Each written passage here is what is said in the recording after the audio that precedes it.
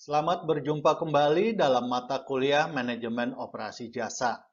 Secara khusus pada kesempatan kali ini kita akan membahas mengenai pendekatan-pendekatan dalam desain sistem jasa. Materi presentasi ini dibuat dan disampaikan oleh Christopher Lawrence. Menurut Fitzsimon, ada 3 pendekatan dalam desain sistem jasa. Pendekatan yang pertama yaitu pendekatan lini produksi atau production line.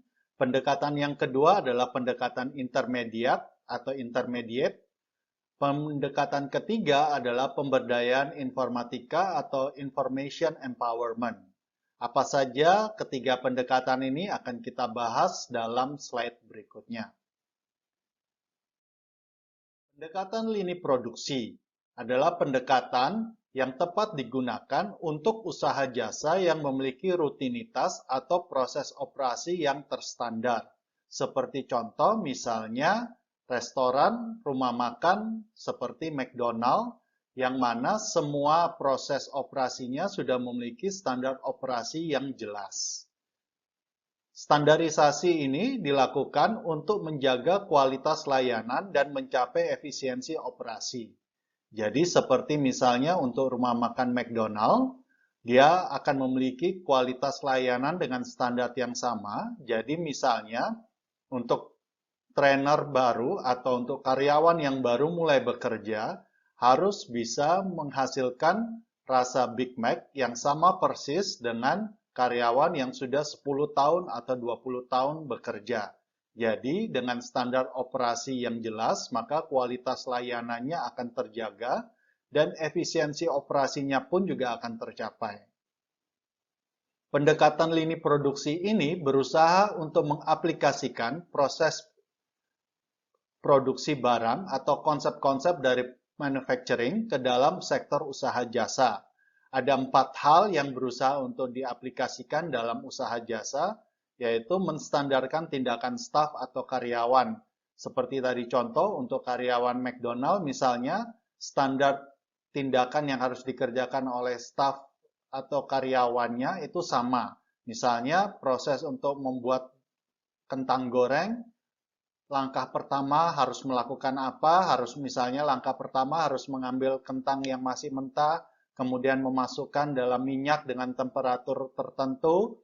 Setelah sekian menit, maka kentang itu harus diangkat, kemudian disiram dengan garam dengan jumlah siraman sekian kali, kemudian dimasukkan kembali dalam minyak yang panas, setiap sekian detik diangkat kembali, lalu diletakkan di dalam tempat di sebelah untuk mengeringkan minyaknya, lalu kemudian dimasukkan dalam bungkusan kentang goreng tersebut. Jadi tindakan staf atau karyawan itu sudah terstandarisasi dan menutup untuk adanya kreativitas yang dilakukan oleh staf atau karyawan. Jadi semuanya harus sama. Yang kedua, pembagian peran yang jelas. Jadi seperti misalnya kembali lagi contoh yang akan saya gunakan adalah McDonald. Tidak semua orang harus menjadi juru masak di bagian dapur. Jadi ada pembagian peran kerja yang jelas. Jadi yang bagian melayani customer di depan sekaligus sebagai kasir itu tidak memiliki peran menjadi koki di dapur. Jadi ada pembagian peran yang jelas. Yang ketiga, diusahakan sebisa mungkin ada substitusi tenaga kerja dengan teknologi. Seperti misalnya di salah satu toko yang menjual donat misalnya, semua proses pembuatan donatnya itu dilakukan secara mekanik, jadi otomatisasi. Stafnya hanya 1 atau 2 orang yang bertugas untuk mengangkat donat yang sudah jadi untuk dicelupkan ke berbagai macam topping yang ada. Tetapi proses pembuatan donatnya sampai penggorengannya semuanya otomatisasi dilakukan secara mekanik. Yang terakhir yaitu standarisasi pelayanan. Seperti misalnya kalau kita masuk ke rumah makan Pizza Hut misalnya, ada standarisasi pelayanan yang pasti kita terima. Siapa saja yang masuk ke dalam rumah makan Pizza Hut akan menerima sambutan atau sapaan yang sama dari setiap karyawannya, kemudian mereka akan menawarkan menu, kemudian cara mereka menawarkan menu, menawarkan produknya. Setelah itu, setelah misalnya kalau setelah pesanan kita diantar, mereka akan bertanya, misalnya ada hal yang ada yang mau ditambahkan atau Bapak atau Ibu butuh tisu atau seperti. Jadi ada standarisasi pelayanan yang jelas yang dilakukan oleh semua staf atau karyawan di usaha jasa tersebut dan itu dikenakan kepada semua konsumen tanpa terkecuali. Jadi 4 hal ini merupakan sebenarnya konsep yang diambil dari manufacturing, jadi konsep produksi barang yang diterapkan dalam sektor jasa. Pendekatan yang kedua yaitu pendekatan intermediat. Pendekatan intermediat ini tepat digunakan untuk usaha jasa yang dalam operasionalnya melibatkan konsumen secara aktif. Jadi, pendekatan intermediat ini bisa kita bagi menjadi dua, yaitu pendekatan konsumen sebagai co-producer dan pendekatan tingkat kontak konsumen. Jadi pendekatan berdasarkan tinggi rendahnya tingkat kontak konsumen atau consumer contact approach. Apa maksudnya dua pendekatan ini akan kita bahas dalam slide berikutnya. Pendekatan intermediate, pendekatan konsumen sebagai co-producer adalah pendekatan ini sesuai diterapkan untuk usaha jasa yang membutuhkan partisipasi aktif atau kontribusi konsumennya dalam menghasilkan atau memproduksi layanan jasa. Sebagai contoh misalnya rumah makan all you can eat yang dimana konsumen harus masak sendiri. Jadi jelas dalam usaha jasa ini bila tidak ada partisipasi aktif atau kontribusi dari konsumennya maka layanan atau jasa akhir yang diterima oleh konsumennya menjadi tidak lengkap. Jadi layanan atau jasa dari usaha rumah makan all you can eat ini hanya bisa terjadi bila konsumen secara aktif berpartisipasi dalam proses operasionalnya. Beberapa contoh kontribusi konsumen selain kalau dalam rumah makan all you can eat yang saya contohkan tadi di atas, itu kontribusi secara self-service atau layanan mandiri atau swalayan, itu layanan yang dilakukan oleh konsumen secara mandiri, partisipasi konsumen secara mandiri untuk membantu supaya jasa atau layanan akhir bisa diterima oleh konsumen. Yang kedua, kontribusi yang bisa dilakukan oleh konsumen yaitu smoothing service demand atau konsumen memediasi permintaan layanan. Jadi misalnya seperti pada pelayanan paspor misalnya, pelayanan pembuatan paspor, konsumen menjadi pihak yang memediasi untuk melancarkan antrian pembuatan paspor. Karena keluhan terbesar dalam pembuatan paspor adalah terlalu banyak antrian yang menumpuk pada hari yang sama. Oleh karena itu, kemudian Dirjen Imigrasi membuat sebuah terobosan dengan menggunakan aplikasi antrian online di mana setiap orang yang hendak membuat paspor bisa menentukan sendiri hari di mana dia membuat paspor. Tentunya dalam aplikasi antrian online ini sudah diberikan batasan-batasan, misalnya dalam satu hari yang sama, dalam rentang jam yang sama, maksimum hanya bisa sekian orang gitu ya. Jadi konsumen atau orang yang hendak mendaftar membuat paspor, dia bisa melakukan scheduling, dia bisa membuat misalnya dia ingin membuat paspornya di tanggal 20 atau tanggal 25 pada antara jam 9 sampai jam 12 di mana pada tanggal dan jam itu antriannya masih belum penuh. Jadi kontribusi konsumen dalam hal ini untuk smoothing, untuk melancarkan atau konsumen memediasi supaya demand atau permintaan yang berlebih itu bisa tidak mengalami bottleneck, tidak mengalami sebuah permasalahan.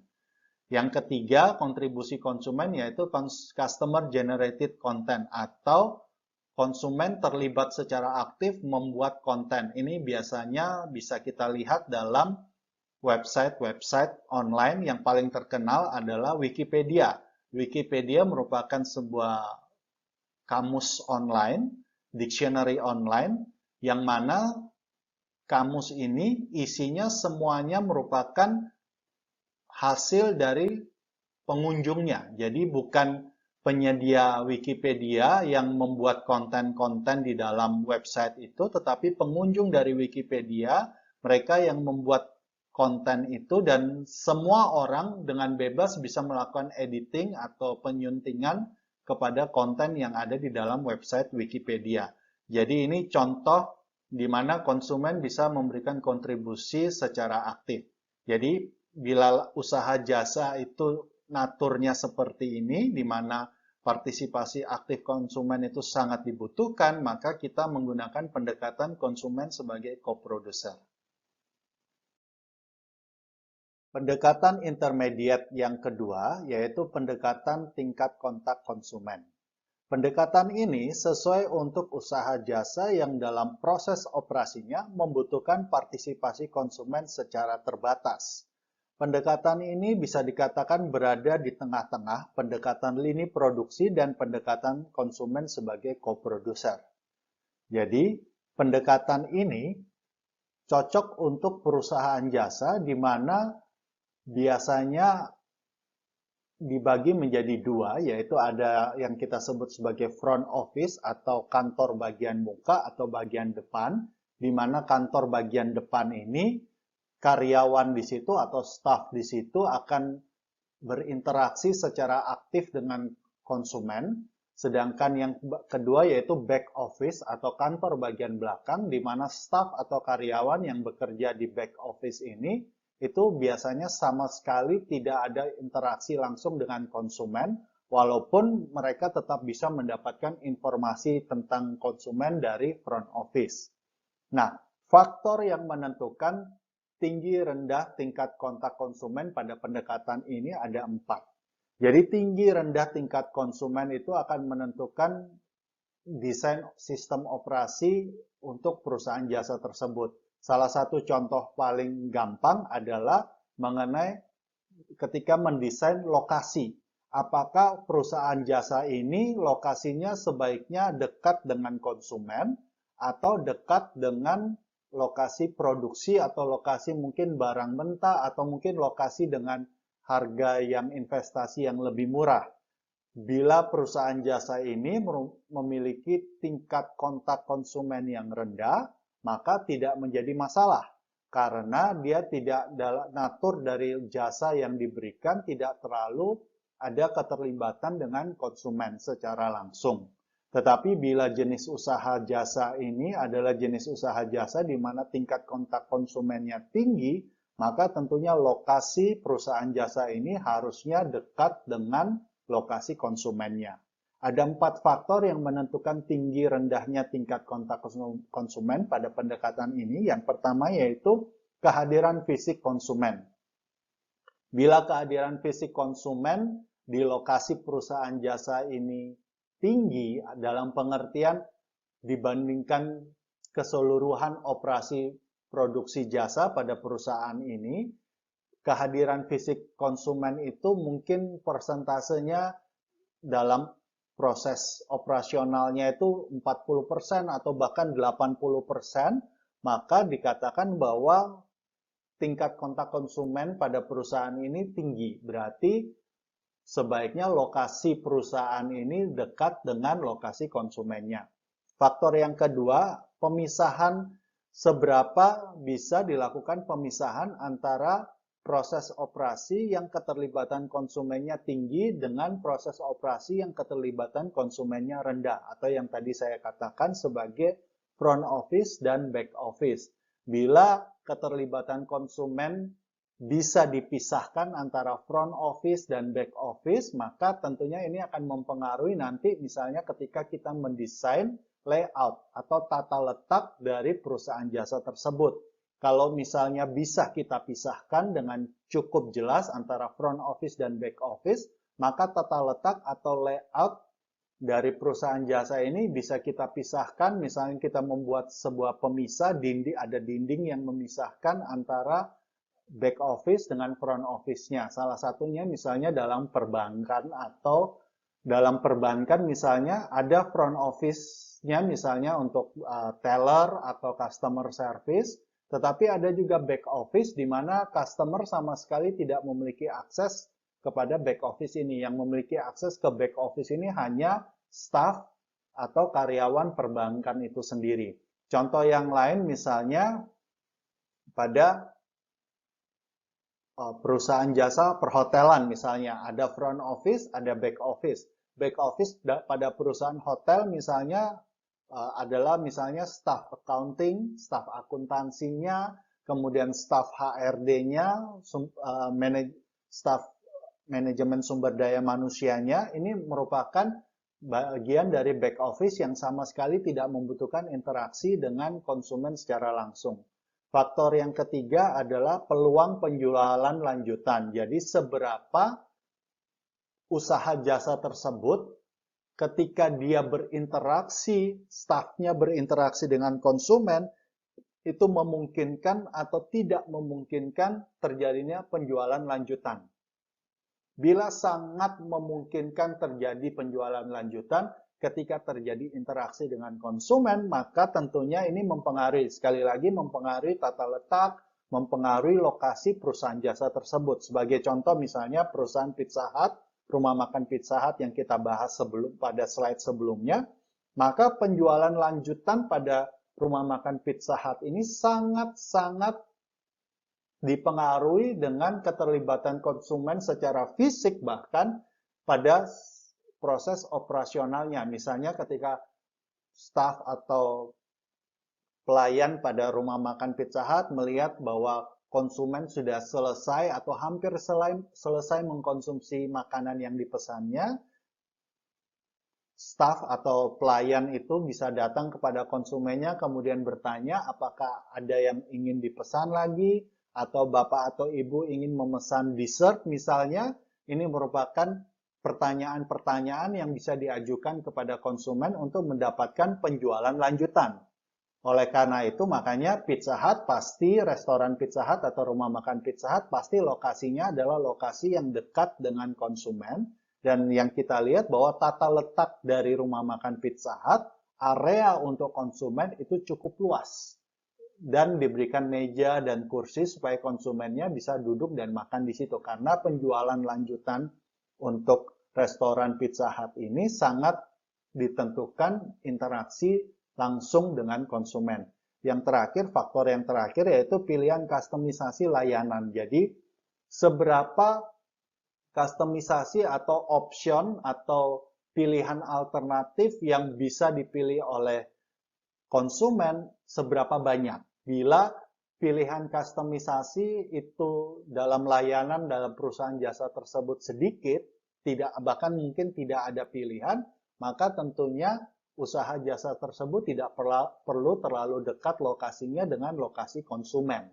Tetapi misalnya seperti usaha jasa misalnya salon untuk potong rambut, di mana jasa layanan yang diberikan kepada konsumennya itu sangat customized, kustomisasinya sangat tinggi, bahkan sangat kompleks. Setiap konsumen yang datang memiliki permintaan potongan rambut yang berbeda, atau mungkin ada yang ingin dilayani misalnya rambutnya diberikan warna yang lain atau perawatan rambut. Jadi kustomisasinya ini sangat kompleks, sangat tinggi, maka otomatis akan mempengaruhi nantinya desain tata letak, desain lokasi untuk perusahaan jasa tersebut. Jadi 3 pendekatan dalam desain sistem jasa ini, kita mempelajari 3 pendekatan utama, 3 pendekatan umum dalam desain sistem operasi jasa ini. Itu akan menentukan kita akan bahas dalam bab-bab berikutnya, akan menentukan bagaimana tata letak dari usaha jasa tersebut, bagaimana flow atau alur operasi dalam usaha jasa tersebut, itu semuanya akan dipengaruhi oleh pendekatan-pendekatan ini. Semoga sampai di sini cukup jelas. Bila ada yang ingin ditanyakan, bisa melalui forum diskusi atau juga bisa melalui email kepada saya secara langsung. Yang terakhir adalah pendekatan pemberdayaan informatika. Jadi sesuai dengan namanya, pendekatan yang terakhir ini sesuai untuk usaha jasa yang dalam operasinya sangat kental atau sangat banyak menggunakan teknologi informatika. Jadi teknologi-teknologi komputerisasi, pengolahan data informasi. Jadi bila sebuah usaha jasa ini sangat banyak menggunakan teknologi-teknologi ini, maka pendekatan yang tepat adalah pendekatan pemberdayaan informatika. Ada dua fokus utama dalam pendekatan ini. Yang pertama yaitu pemberdayaan staf atau karyawan. Jadi di mana fokusnya adalah bagaimana perusahaan jasa tersebut harus memberdayakan stafnya atau karyawannya sehingga staf atau karyawannya itu terampil dalam mempergunakan sistem informatika atau sistem informasi atau mungkin sistem komputerisasi yang dimiliki oleh perusahaan jasa tersebut untuk memberikan layanan jasa yang maksimal kepada konsumennya. Sebagai contoh misalnya kalau dulu tahun era-era 90-an atau mungkin bahkan era 80-an, perusahaan penerbangan ketika ada penundaan penerbangan atau pembatalan penerbangan, maka konsumennya yang harus melakukan penjadwalan ulang. Jadi konsumennya yang harus datang kepada kantor perwakilan dari perusahaan penerbangan tersebut, kemudian menjadwalkan ulang penerbangannya, melakukan misalnya permintaan pengembalian uang tunai bila dia ingin membatalkan penerbangannya dan sebagainya dan sebagainya.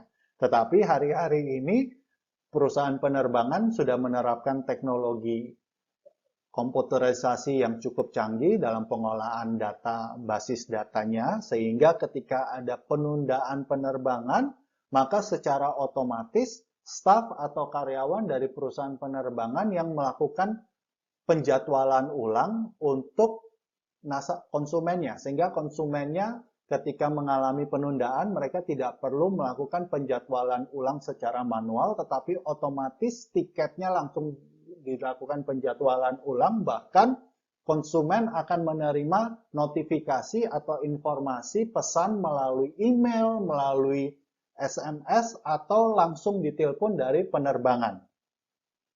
Jadi ini salah satu contoh di mana pemberdayaan staf atau karyawan dilakukan oleh perusahaan penerbangan. Yang kedua, fokus dalam usaha jasa ini adalah pemberdayaan konsumen. Jadi bagaimana konsumen itu diedukasi oleh perusahaan jasa ini supaya mereka mahir dalam mempergunakan tools-tools yang disediakan oleh perusahaan jasa tersebut, misalnya melalui smartphone, melalui telepon genggam yang sudah dilengkapi dengan sistem operasi Android atau iOS, atau melalui komputer, laptop dengan menggunakan web browser misalnya. Jadi konsumen tersebut diberdayakan. Sebagai contoh misalnya yang hari-hari ini sangat gencar yaitu perusahaan asuransi. Perusahaan asuransi berusaha untuk mengurangi load atau beban kerja dari salesnya, dari marketingnya, dari penawar polis, agen asuransinya. Jadi berusaha mengurangi beban kerja dari agen asuransinya dengan cara perusahaan asuransi ini membuat aplikasi-aplikasi di handphone, di aplikasi-aplikasi Android, aplikasi-aplikasi iOS, maupun aplikasi langsung melalui website, di mana nasabah dari perusahaan asuransi tersebut bisa mengecek polisnya, bisa mengecek jatuh temponya, bahkan beberapa perusahaan asuransi, nasabah yang baru bisa melakukan pembelian polis dan lain-lainnya secara langsung melalui aplikasi atau melalui website perusahaan asuransi tersebut. Jadi dengan demikian beban kerja dari agen asuransi dan beban kerja dari staf back office perusahaan asuransi tersebut berkurang cukup drastis karena semuanya dilimpahkan langsung kepada end user-nya, yaitu dilimpahkan langsung kepada konsumennya. Ada beban kerja yang dibagi kepada konsumennya. Jadi konsumen diberdayakan untuk mampu mempergunakan teknologi informasi yang disediakan oleh perusahaan jasa tersebut. Jadi ini pendekatan yang terakhir dari 3 pendekatan desain sistem operasi jasa. Demikian presentasi dari saya, semoga cukup jelas dan mudah dipahami. Bila ada pertanyaan, sekali lagi kalau ada pertanyaan bisa disampaikan melalui forum diskusi atau email kepada saya secara langsung. Dengan senang hati saya akan menjawabnya. Sampai jumpa pada sesi berikutnya, pada pembahasan berikutnya. Terima kasih.